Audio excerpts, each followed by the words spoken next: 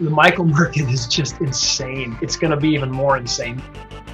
Welcome everyone to part 3 of the Michael Jordan Week documentary series, exclusive interviews with people around the hobby, experts who know their specific industry way better than I do because I don't collect these Michael Jordan cards. Like we have Andy here from Indy Card Exchange, how he just goes nuts for these Jordan cards.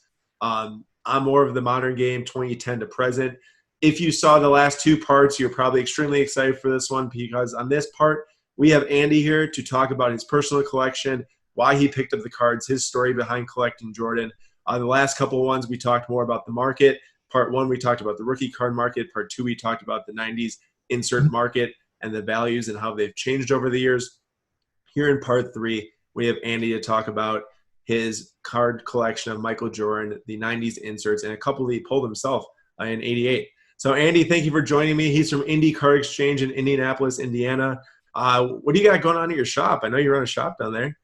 Well, we're on lockdown right now, thanks to the quarantine going on. But we're still breaking live 3 to 4 days a week on Instagram and YouTube, trying to keep the revenue coming through. It's interesting times right now, that's for sure. We're having fun. We're trying to make the most of it. I'm a very optimistic person, so I see us getting through this and hopefully coming out on the other side smelling like a rose, I hope. That's my goal. Thank you for that. As the last couple parts, we asked the expert interviewers we had about their journey through Jordan cards, how they started getting into it, what they wanted to collect and why. And same with you. How did you even get into Jordan collecting in the first part? I pretty much stumbled across it. Like, if anybody's heard my story, basically in a nutshell is 1988 at Christmas time, my grandma knew that I was becoming a big sports fan. I was watching a lot of NBA. Loved watching the Celtics and Lakers series back in the mid-'80s because I was basically an 8, 9, 10-year-old kid. 1988, Christmas, my grandma bought me a box of 88 Fleer basketball and didn't even know it was coming. I didn't ask for it, nothing. She was just, hey, basketball cards. Let me get those for my grandson. Got to open a whole box, and I got the Michael Jordan cards. And I fell in love with Michael Jordan because he was starting to come up on the uptick, right? It was like his 3rd, 4th year in the league. And the Bulls were starting to get into the playoffs. They hadn't gotten over the hump because the Pistons were now about to win 2 championships. But I just fell in love with Jordan. I grew up in northern Indiana, so I was pretty close to Chicago. And Michael was my guy from then on. I still was a big Celtics fan. For some reason, I loved the Celtics, but I loved Michael Jordan because I thought Jordan was just so amazing to watch. I mean, everything he did on the court, defensively and offensively. And they say Mamba mentality now. Jordan defined Mamba mentality. You know what I mean? From the get, Kobe emulated Michael Jordan. So we all know where Mamba mentality originated from in the first place. So literally, Grandma gets me this box of cards, and I open the packs, and I pull these Michael Jordan 88 Fleer cards. And I was going to show you guys real quick. These are the 2 original Jordans that I've kept since 1988. In my collection that are sitting in my safe that I'll never, ever get rid of. And, I got the all-star of Michael literally taking the free throw line dunk.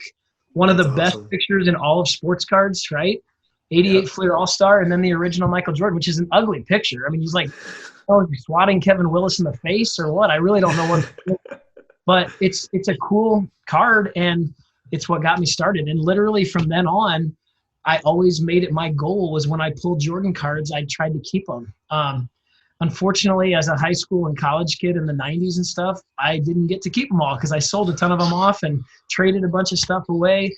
I never stopped being in the hobby, which a lot of people, once you get into high school and college, kind of give it up. They don't have money. They don't have anything. I used it as a kind of a opportunity to do some flipping and buying and selling and trading because it wasn't really that exciting in the late 90s, early 2000s at that time. Then you go back and reverse it, hindsight 2020, and people started picking up all these 90s inserts coming into the early 2000s, and they become super popular. So my goal then, I was a collector. I was a big high-end basketball collector. Was opening the Ultimates and the Exquisites. I mean, stupid stuff. Like the things that I would have kept, hindsight being 2020, I could have retired early. Let's put it that way. But did you pull any LeBron? Did you pull any LeBron? I pulled so much stuff, Aaron.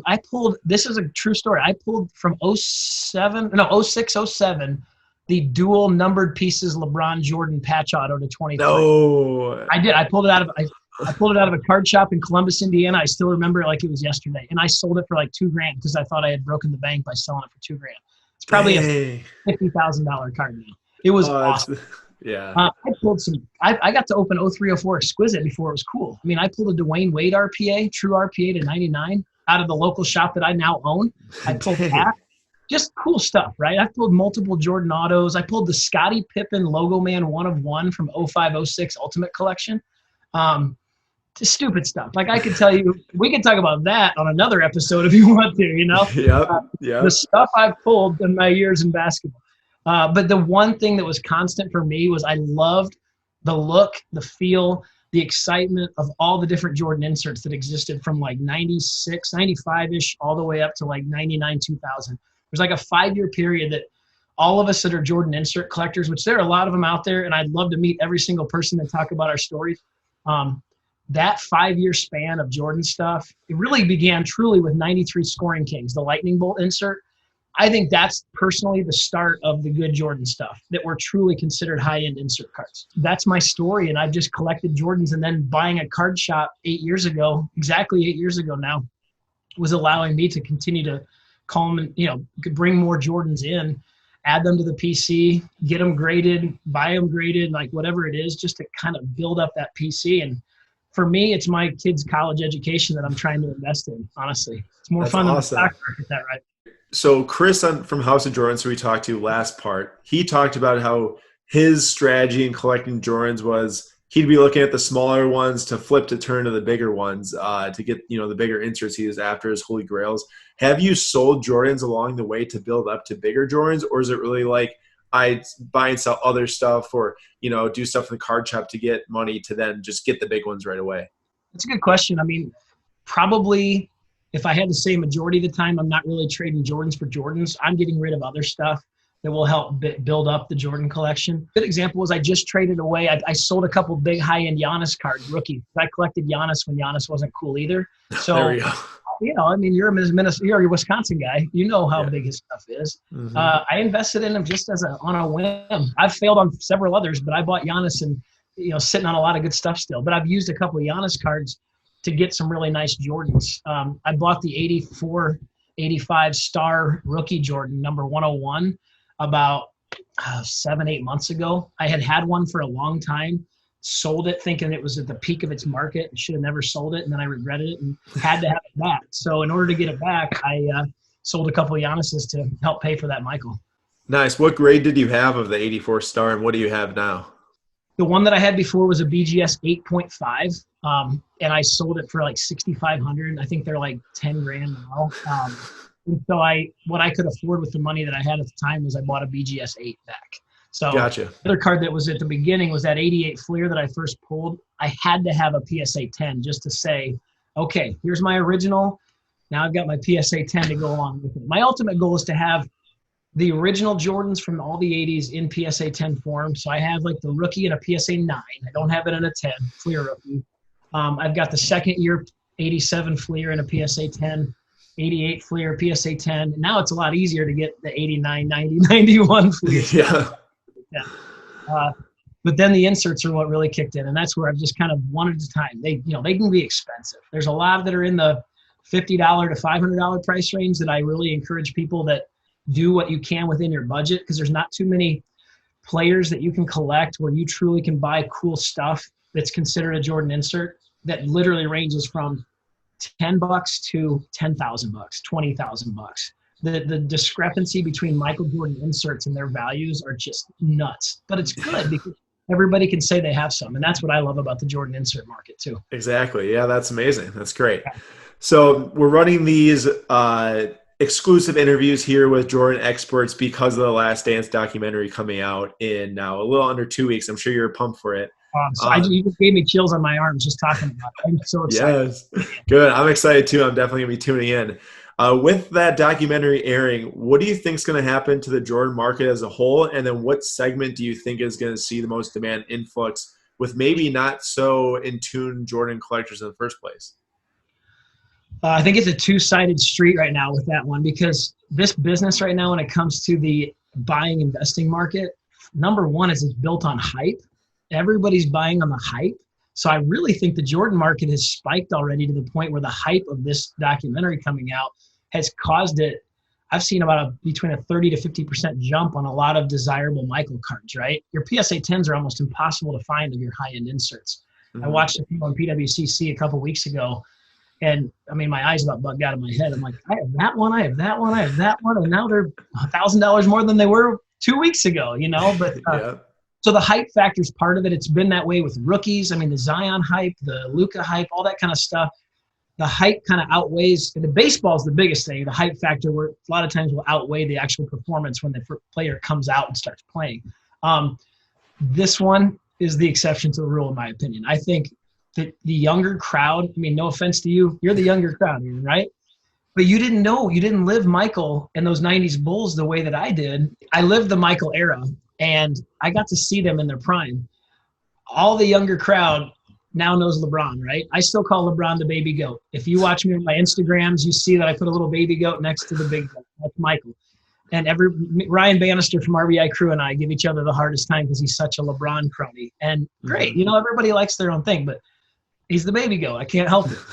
But my point is this documentary is going to introduce the Bulls and Michael in a way that you, as a younger card collector, investor, hobbyist, didn't know. You didn't get to see it. This is a 10-part documentary. You're going to see the absolute domination that Michael did in the mid to late 90s. Because, I mean, I to this day, I will tell people, if Michael doesn't have to leave the NBA and go play baseball for 2 years, the Bulls win 8 straight championships. Bar none. No question about it. That Bulls team could not have been stopped in the 94 and 95 season. So that's my story, and I'm sticking to it with Michael. Awesome. Love it. Yeah, I know. Like, even for myself, I love LeBron too, but I mean, just today I was looking at Jordan's basketball reference page, and it's incredible to look at. Misses most of season 2 due to injury. Season 3 puts up 37 points a game, averaging under 1-3 a game. Dudes are shooting like 12 this year. His mid-range jumper was impossible to stop. Under a 3 a game, and you average 37 points is insane. James Harden averages like 13 threes a game. He's averaging 37, and I'm like 50 shots. And what do you think he averages in today's day and age in the NBA with everybody's fouls, right? Yeah, he might be putting up 40 a year back to back to back to back. Like, it's crazy. Like I sound like such a homer right now because I've told people in my shop, I'm like, Jordan would average 55 to 60 a game right now in this day and age NBA. No question about it. Yeah, no question. He for sure could if he shoots enough times. He made his free throws. He'd get fouled, and they'd call a ticky-tack foul that half the time in the 80s and 90s NBA, they would have never called these fouls. Exactly. Yeah, I mean, look at how many free throws Harden's shooting in a game. Like, imagine how many Jordan would get a game today. It's insane. Yeah. That's crazy. And then even to your point with leaving for a year to 2, really 2 years for baseball, and then leaving another 3 after he wins his 6th championship, and then to even see him score 23 a game when he is 38, 39 with the Wizards, that's insane. Yeah. That is insane. I try to forget about the Wizards era. Just try to completely forget about that one. Right. I mean, I understand, but even to think about coming back after being retired for 3 years and doing that is still incredible. So there is a massive respect on my end for never watching Jordan play live. Definitely to just look at the stats, look at his brand as a whole. I mean, I've talked a lot about it through these parts. The Jordan brand as a global icon is just incredible. Like, it really just goes throughout all generations, no matter what. Everyone can connect in a certain way, either if it's through cards or shoes or basketball in itself.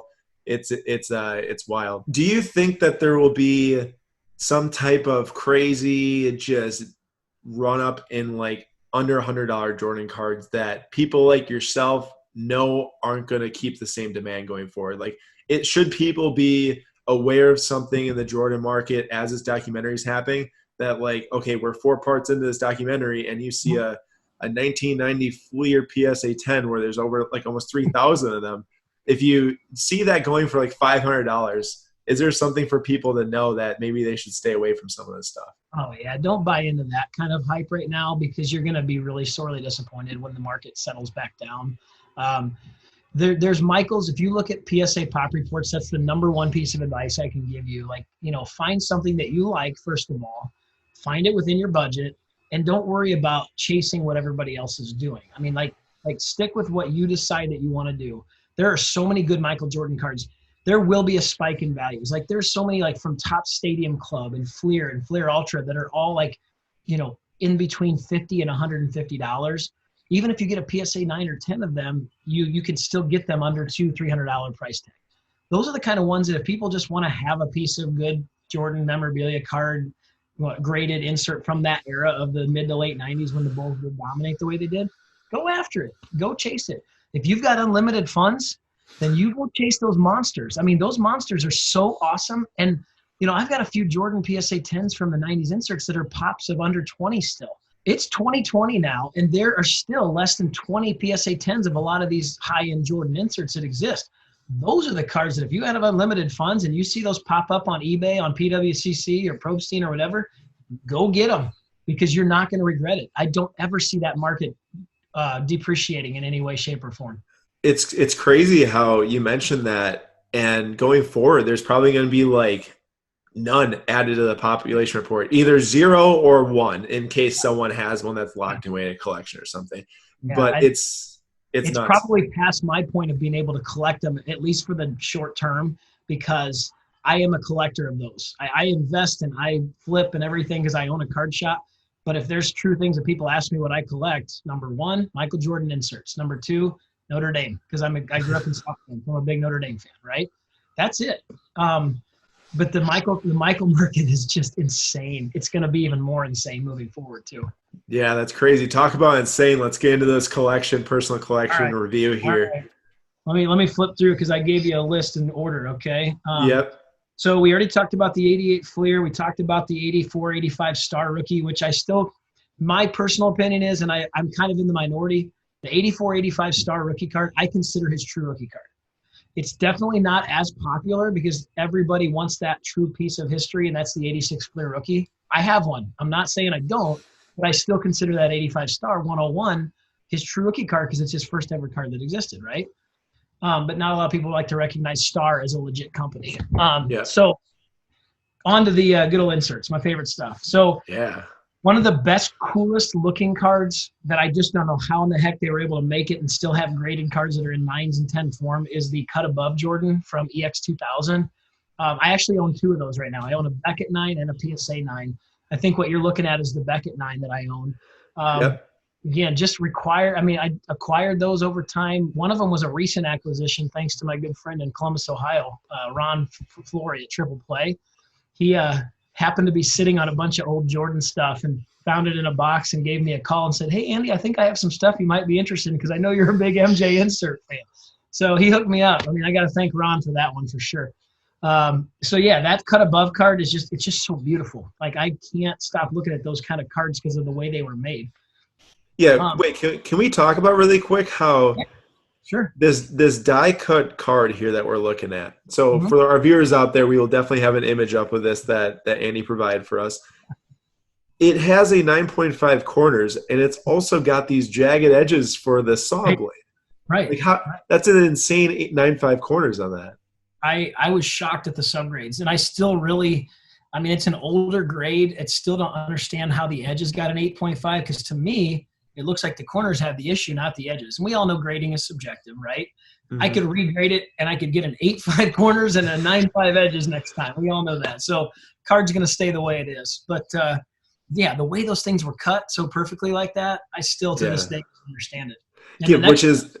Which is odd because if you look at like some base cards today, they come on, they're absolutely destroyed, or some cards today are destroyed. But 1996 production, this thing is super nice. Awesome. Thanks for sharing. EX2000, their stuff really took things to a new level. And then EX2000 and Fleer Metal were the 2 that I would say really took Jordan inserts to that upper echelon for value. Now, there's so many others that are still in that like mid-level, low-level range price-wise, but the EX2000 set and the Fleer Metal set, they transcended Jordan inserts to cause everything to spike the way it does, honestly.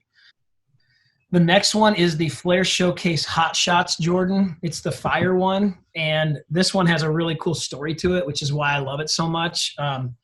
I have it in a 9.5, super, super tough. The PSA 10 pop report has that in I think it's under 20, like I was talking about earlier. Haven't gotten a PSA 10 yet, but there's 210 subgrades on this thing too. So I'm really happy to have it. Don't get me wrong. This card, I pulled 2 of them when I was 17 years old in my junior year in high school, right? My junior year in high school, I had 2 of these bad boys, ungraded. Grading didn't even exist in 97 really for me at least as a junior in high school. I sold those 2 things, and to this well, up until I finally got this, was my number one regret of selling any Michael Jordan card that I had, because I love this card. I love this card because honestly, I think it has the most neat appeal, visual appeal to it of any Jordan that I have. When I acquired it, I literally had goosebumps. I was so excited. I mean, you know, for me to love that kind of a piece of cardboard, trust me, it's worth it. It's worth having this kind of excitement about something like this. The picture, the quality of the card, it's a thicker stock. Flair Showcase did such a good job back then. I mean, it is my all-time number one on my, I call my Mount Rushmore of Michael Jordan inserts, and this is number one by far. Gotcha. I think I've got one or two more. I think I've got one or two more on my Mount Rushmore that we're going to flip through, but that's definitely number one. Quick question here. Yeah. So you said you pulled 2 of these when you were 17. Yeah. My question is, how did you get the packs? And at the time, was this like the card in 96, like, or 97, wherever you pulled it? No, it wasn't. I mean, like, anybody wanted Jordan cards, because I pulled it from a local card shop in Plymouth, Indiana, which, if anybody knows where Plymouth is, it's like south of South Bend, north of Kokomo, middle of nowhere, right? That was my local dive. I went to him all the time. Any spare change I had, I was going to buy cards. And that I wanted the Jordan stuff. This card was probably worth couple $100. It was probably double the price of a box of Flair Showcase back in the day. But I was so excited to get it, because those kind of cards you just dreamed of getting. The cool thing about this card, I think insert purists will know this, the Flair Hot Shots set had error cards coming out their ears. The error cards were that it would be the picture of Michael Jordan, but it would say Jerry Stackhouse going around the side of the card. You know, Shaquille O'Neal's said, you know, Penny Hardaway, and Sharif, or whoever else was in this set. I think there was a Dennis Rodman that said Sharif Abdur-Rahim, like just crazy stuff. But I didn't want the error card. I'm a purist. I'm a true purist, and I want the one that says Michael Jordan on it. But if you look at the cards that are out there, there are a ton of these cards that have errors where they mislabeled the player. And so it showed the picture of the player and had a different player's name on it. Crazy. So you said that these things were worth like $100, maybe a couple $100 when you pulled them? Yeah. Just to put in perspective how crazy this Jordan market is today, how much is something like this worth? If you care to share. No, it's fine. I'd say the value of this is anywhere between $5,000 and $6,000 for this card. That's what I would put it at. So a massive increase in price. Pretty big. It's pretty big. Yeah, no doubt. The next one is, I just had to do it because of value. I truly don't chase this kind of a card. I was lucky enough and fortunate enough to buy it, but it's the second Jambalaya card that was made of Jordan. Jordan's first Jambalaya card was 97-98, and this is from 06-07. If you look at historical numbers, this one's actually more rare than the original, but the original gets more love because everybody wants the OG of the Jordan inserts. You know what I mean? I can't believe I'm 41 and I just used OG in my podcast. Trying to stick with this young crowd here. That's funny. We're good. This Jambalaya, I just wanted to show it off because it's so beautiful. I mean, the Jambalaya insert set, again, how do they do a complete round cut all the way around? It's like it's got like a multi-layered coloring effect to it, like an old Sportflix type card, if you're familiar with that. I mean, oh gosh, yeah. The old guys like myself will be able to talk about Sportflix cards. But, I just don't really have much more to say about this card other than I just wanted to kind of show you guys that what Jordan inserts, the high-end stuff really looks like. And this is one of those for sure.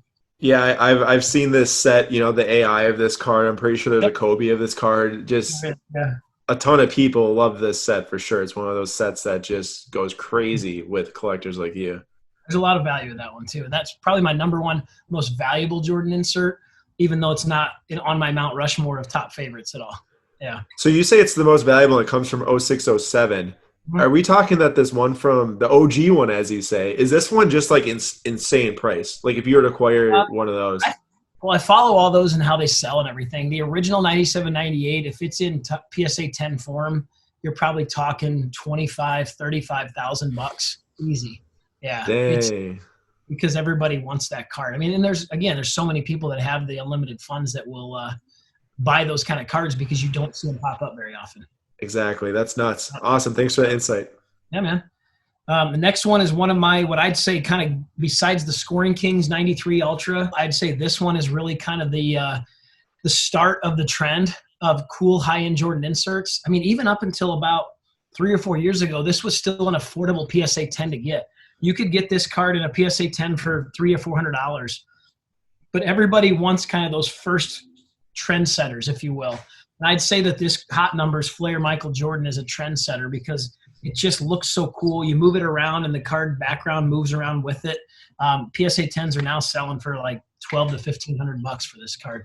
So it's super set. It's so unique that it kind of set the trend for more funky inserts to really hit after that. Gotcha. Cool. Yeah. So the next one is my, it's up there on my Mount Rushmore as well. And the funny part of why I like it is it's the 98 EX Century Dunkin' Donuts Jordan.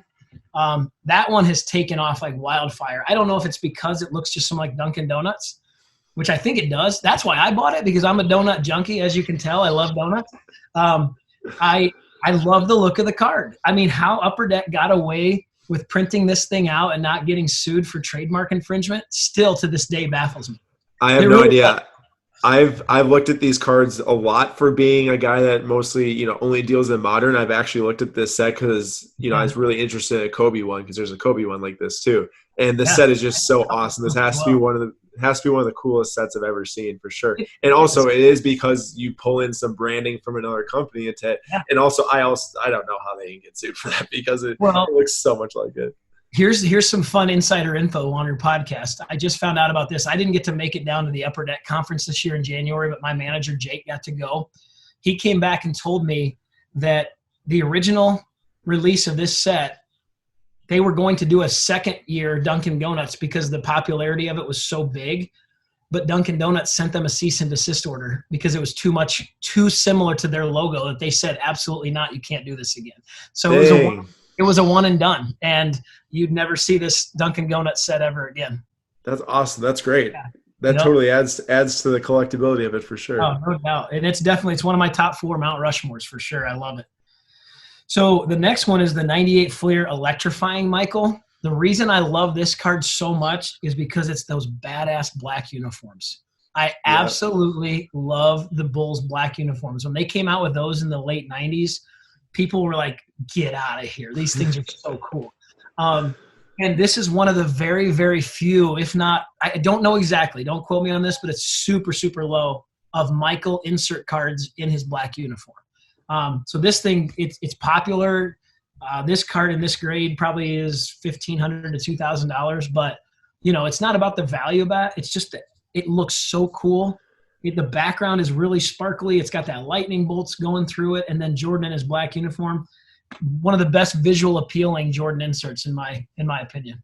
Yeah, this thing is incredible. Like, I love the gold sparkle going along with it. And it's crazy. You say that this is like, $1,500 to $2,000, which is a lot of money, but let's compare it to like today's market. And this is like totally insignificant to some of what cards are going for today. And it actually is crazy to see, Michael the GOAT and cards that were produced in these years of dominance of the Bulls and Jordan, that they're not more, which is obviously why this documentary is going to bring it to light. And I'm sure they will go up in price, but it's nuts. What would you rather have, a Zion Silver 10 or this card in a 10? Yeah, for sure. This card's insane. No question, right? Yeah, exactly. What else do I have? Okay, so this one, you can show the next two kind of side by side if you want to, Aaron. Yep. So there's 2 different Michael Jordan, what they were called big men on court inserts. Loved the look of these. The first one came from Z-Force, and that was one of the most difficult die cut cards I've ever seen. The big men on court cutout, the one that I have in a BGS 9. Yeah.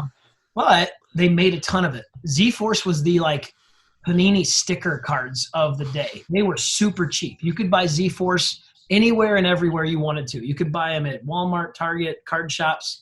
They probably had them at dollar stores for a pack because they were like really flimsy and everything. So there wasn't good quality, but then they came out with a few of the inserts to be inserted into the Z-Force set. The Raves are big cards, numbered to 399. The Super Raves are really tough. After Super Raves, that's when the inserts of this set started kicking in because Z-Force needed a little spark to boost its popularity. So yeah, this big man on court card kind of set the trend, and then they came out with another Z-Force set in 97, 98, and that's when people thought, uh-oh, we've got some inserts that are popular, and the 97, 98 Z-Force Michael Jordan card, not only does it look cool, it's not die cut at all. It's a perfectly round or squared off card, but it is a super low pop. If you look this card up on the pop report, I think it's under 25 or 30. And PSA 10s, it might be my second or third most valuable one. I think it's like $7,000-$8,000 in a PSA 10. No joke. Dang. It looks like it's on canvas almost, like a canvas type finish.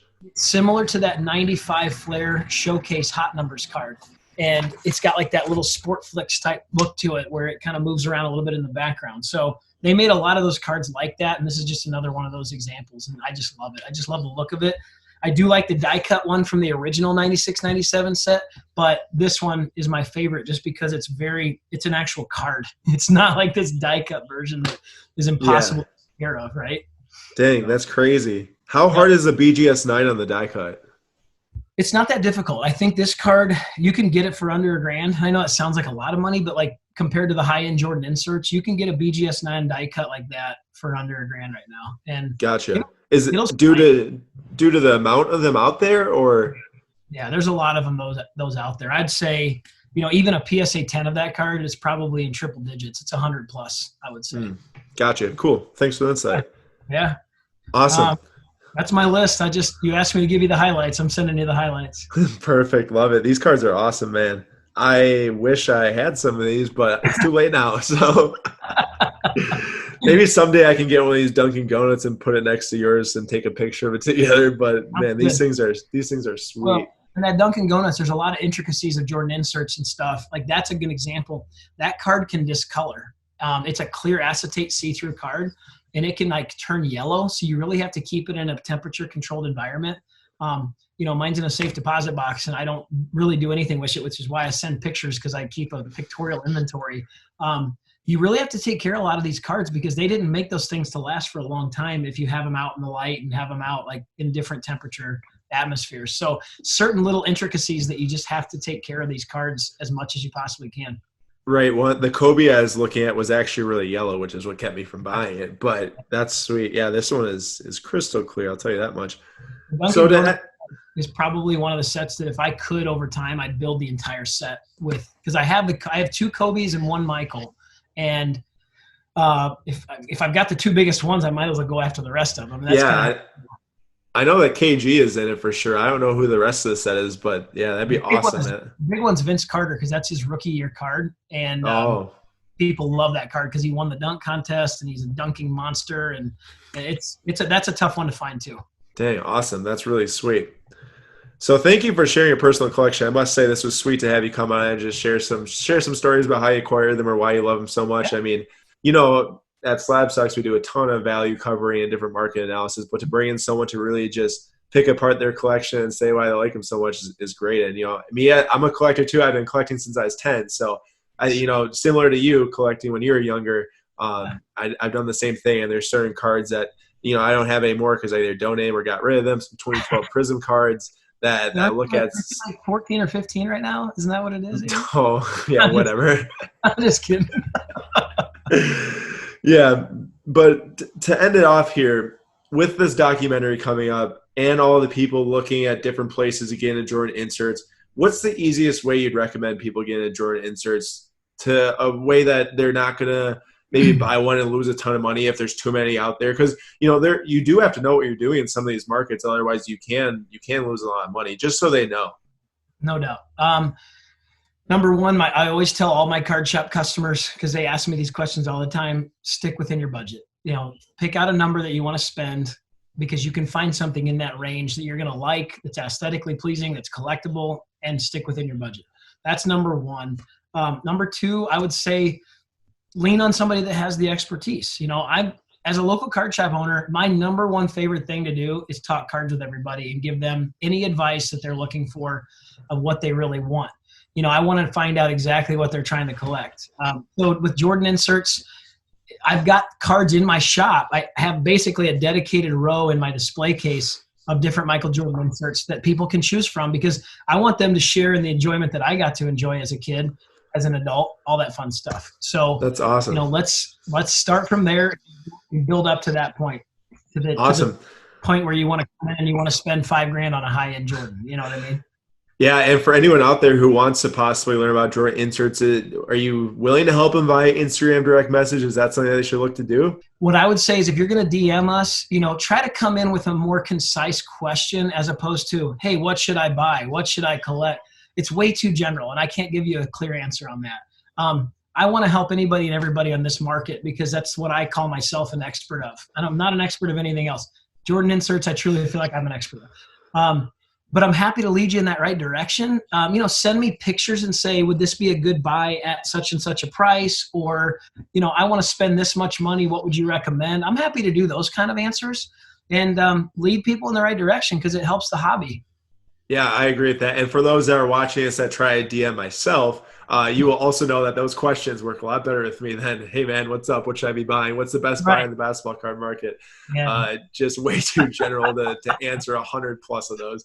So, come at it with more of a specific mindset. Maybe do a little research first, too, so you know what he might respond with. That'd be a good way to go about it. Yeah, happy to do it. Yep, we want to keep seeing this hobby grow for sure. Awesome. Well, thanks, Andy, for joining me. It was a blast to learn about your inserts and, the different cards you love collecting, even hearing the story of how you got into Jordan cards in the first place. That's awesome. To think that even cards weren't even on your radar and then boom, here it comes, and then you're all into it. Thanks, Grandma. Yeah. And she gets all the credit for getting me started and never stopping 31 years later. So I want to tell you guys, thank you so much for what you do too. You guys are awesome on the hobby, and keep it up as well, educating customers and educating collectors on what's the right thing to do and seeing the market trends. I follow you guys and watch you religiously as well. So I appreciate it, Aaron. You and Nate. Awesome.